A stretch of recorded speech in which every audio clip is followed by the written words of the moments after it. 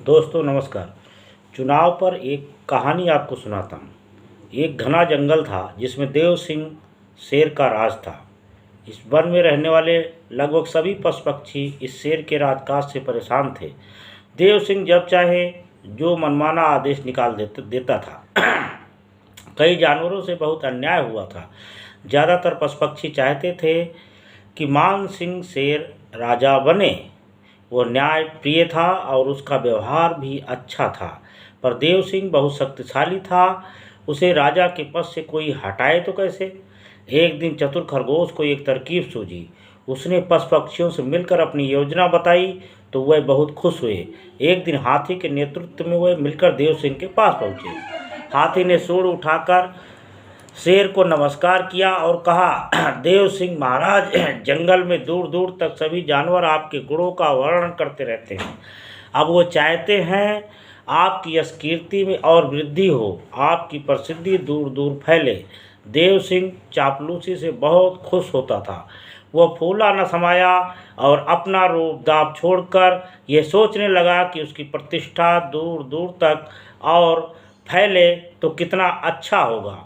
ऊंचा गरजने की जगह उसने अपनी आवाज़ को कुछ नम्र बनाने की कोशिश की और कहा, हाथी भाई, सो तो मैं जानता ही हूँ कि मेरी प्रजा मुझे कितना मानती है, पर प्रसिद्धि अपने राज्य से बाहर दूर दूर तक कैसे फैले, इसका उपाय अब तुम बताओ। गजराज ने कहा, आजकल दुनिया भर में यह चर्चा है कि जो चुनाव जीतता है उसको ही मान्यता और प्रतिष्ठा मिलती है। इसलिए हम चाहते हैं कि हमारे जंगल में भी चुनाव हो। दो ही तो बड़े शेर हैं, आप और मान सिंह। दोनों में चुनाव का मौका जंगल के सब पशु पक्षियों को वोट के माध्यम से दिया जाए। यहाँ के सब पशु पक्षी आपकी ही तो जयकार करते हैं, जागते सोते आपकी प्रशंसा करते हैं। इसलिए वोट तो आपको ही मिलेंगे, आप ही राजा बने रहेंगे। बस आपकी मान्यता और प्रतिष्ठा दुनिया भर में फैल जाएगी कि शेर राजा ने भी अपने जंगल में चुनाव करवाया। देव सिंह ने सोचा कि यह तो यश कमाने का बहुत आसान उपाय है, राजा भी बने रहेंगे और यश कीर्ति भी मिल जाएगी। उसने उसी वक्त हाथी को चुनाव अधिकारी नियुक्त कर जंगल में चुनाव करवाने के लिए हाँ कर दी। जंगल में चुनाव की तैयारी बहुत जोर शोर से होने लगी। पहली बार चुनाव हो रहे थे, इसलिए बहुत कुछ समझाने की ज़रूरत थी, पर सभी पशु पक्षी में उत्साह बहुत था।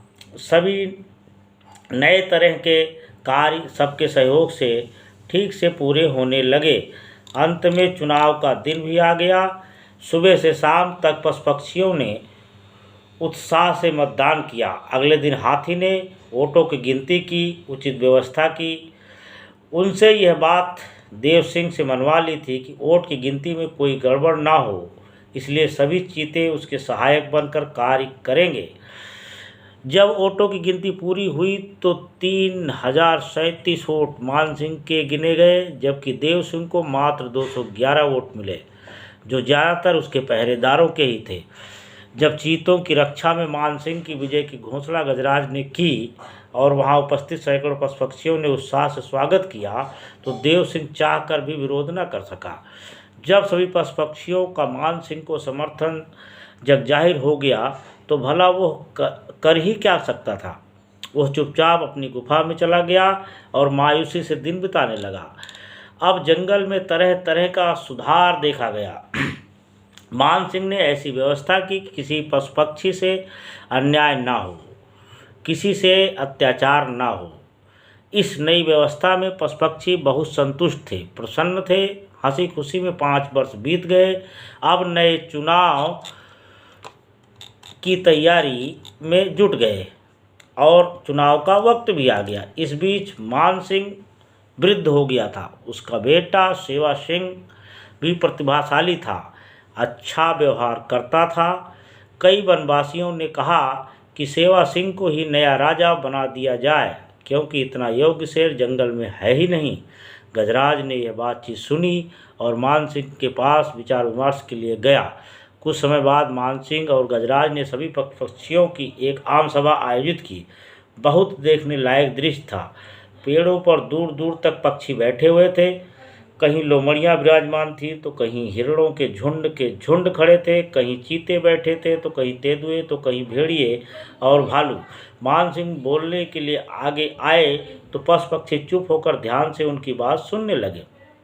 मान सिंह ने कहा कि गजराज, मंत्री ने हमें बताया है कि कई पशु पक्षी चाहते हैं कि मेरा बेटा सेवा सिंह ही नया राजा हो, पर मैंने उन्हें यह भी समझाया कि अन्य पशु पक्षियों को भी आगे आने का मौका मिलना चाहिए।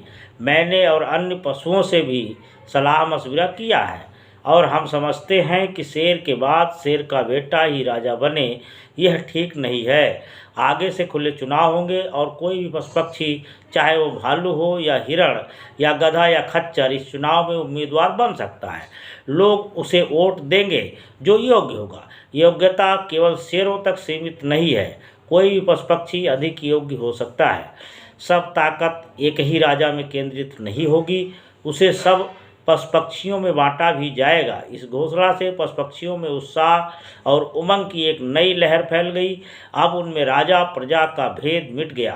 अब उनमें से जो भी योग्य हो वह चुनाव लड़कर स्वयं राज कार्य में हिस्सेदारी कर सकता था। नए उत्साह से सब पशु पक्षी चुनाव की तैयारियां करने लगे। अब उनमें नया उत्साह था कि वे अपने नव घोषित वन गणतंत्र को बेहतर से बेहतर बना सकें। धन्यवाद, नमस्कार।